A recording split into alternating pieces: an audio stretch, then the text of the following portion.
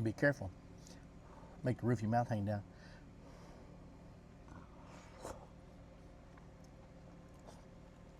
Woo! Make you some gumbo greens. It's that time of year, y'all. Enjoy.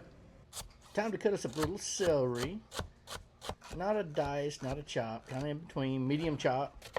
Gonna dice up a little onion. I think we got 2 onions and about 4 ribs of celery, all chopped up nice. And I think we got a yellow bell pepper this time. You can use green, you can use red, whatever you want. Just chop up some bell pepper. That's that trinity. You gotta have roux, you gotta have trinity for gumbo.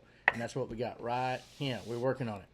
So now we're gonna right into the Instapot with our big old honey baked ham bone. We're gonna get us a little squirt of garlic in there right off the bat. And we're gonna go in now with our trinity. Rake all of that in there. And then now you have to have lots of liquid to make stock. So a little Cajun juju or any kind of, what's your favorite Cajun seasoning in there to fortify that stock. And then put the lid on your Instapot. And we set this one for the bean setting. Now, when it was through, it wasn't quite ready. We turned around and ran through a full rice setting under pressure and timed release, and it took care of it. When you make stock, you want to cook everything off of the bone, and you want to break all the connective tissue around the bone down. That's when you're getting all the goodie out of the bone. And you see that? See that? Wiggle, wiggle, jiggle, jiggle. You see that clean bone? That's how you know you've done it right. Now, all of the goodie that was in here is in this pot right here. So, time to make some greens. Collard greens, turnip greens.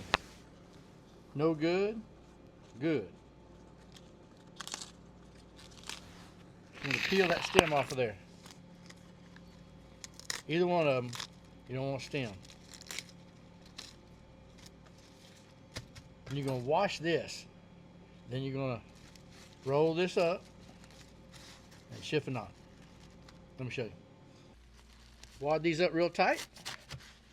Cut them into manageable sizes. Just like that.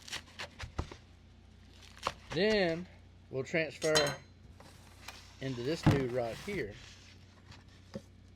And we'll wash them right there. So you want to double wash your greens, move them all around, get all the dirt off of them, nice and clean. And the way you know they're clean, look at that water, it's more green than it is brown. A lot of dirt grows around these, you don't want them gritty. We're going to take a little broth and put it in our roux just to loosen it up so it's easy to get out. And then we're going to add our greens into our pot. And it's going to take a lot more than what you think. So, because they're really going to cook down, you'll see. We're adding our stock back into our pot. We're going to cover that dude up and let it cook down. So, for a large number of people, those greens should be over the top to have enough. We only had about 9 people, so this was just enough. As you can see, it cooked down. Now it's time to add in a little bit of that roux and that ham. And we're going to get both of those things in there and get them both incorporated. Now, you're going to see after this when I add that roux, it looks pretty quick when we eat it, but it takes a good hour to cook that roux in and get the flavor right. You don't want it tasting like raw roux. So make sure and cook it a good bit after you add your roux. It'll be awesome. All right, these greens are ready. And if you like gumbo, if you like greens, this is your jam. Let me tell you something. Take a little piece of boudin and lay it right in there with it. And be careful. Make the roof of your mouth hang down.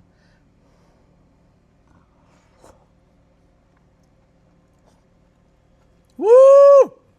Make you some gumbo greens. It's that time of year, y'all. Enjoy.